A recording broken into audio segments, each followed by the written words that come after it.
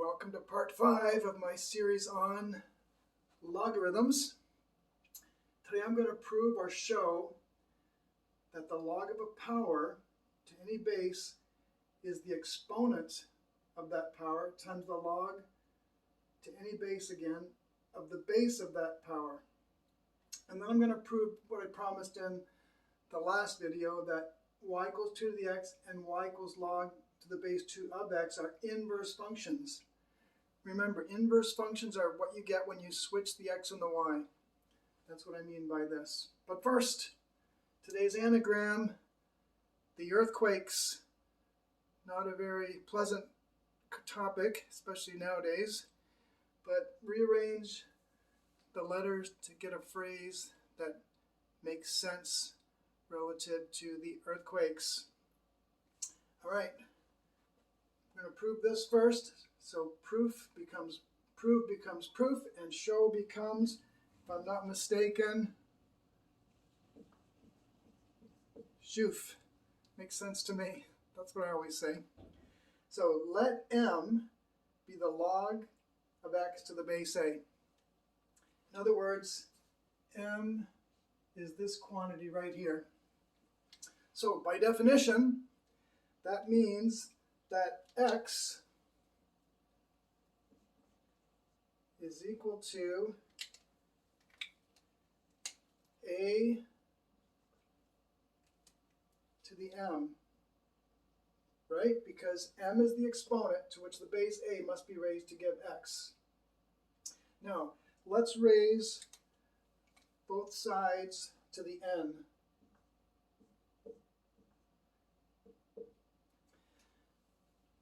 You probably know that a to the m, all raised to the n, is a to the product of m and n.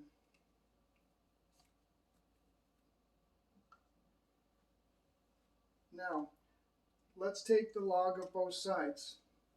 So without all the colors here, the log to the base a again of x to the n, that quantity, must equal the log to the base a of this quantity, because they're equal, a to the mn. But by definition, that is just mn, because mn is the exponent to which a must be raised to give all of that. And then if I put the n first and substitute what m was,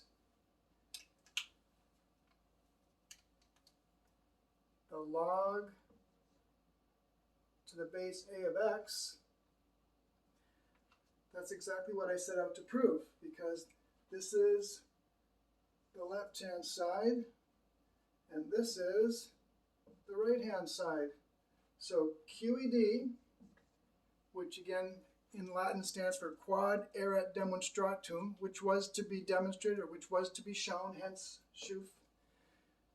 Big fat check mark, or better yet, smiley face. So that's a very, very powerful tool that we can use in the future, as you'll see. Whenever we have the log of a power, just bring the exponent to the front. Keep everything else the same. All right, second proof.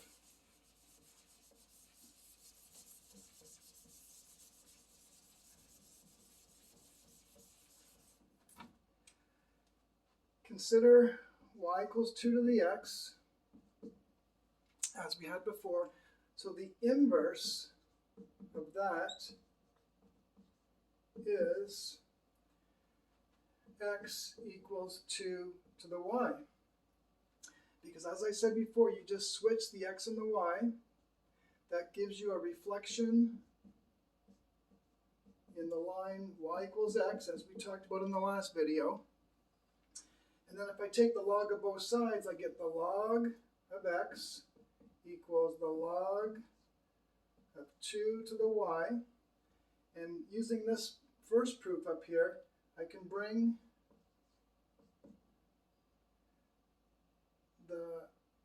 well, let's make these both base 2 while we're at it. I can bring the y to the front using this law for the log of a power, and I get y times the log to the base 2 of 2. And that's exactly what I said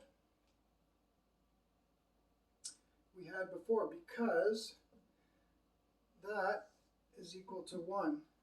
Because 1 is the exponent to which the base 2 must be raised to give that number. So that just gives me y equals the log to the base 2 of x. And that's what I claimed in the last video. So yes, indeed, y equals 2 to the x and y equals log of x to the base 2 are inverse functions. All right, see you next time. All the best. Oh, almost forgot. We have to do today's anagram, the earthquakes. Well, I'll give you a hint. That, queer, or that strange, you got it, shake. Some years ago at school, I felt a very strange sensation. It turned out to be a very mild earthquake.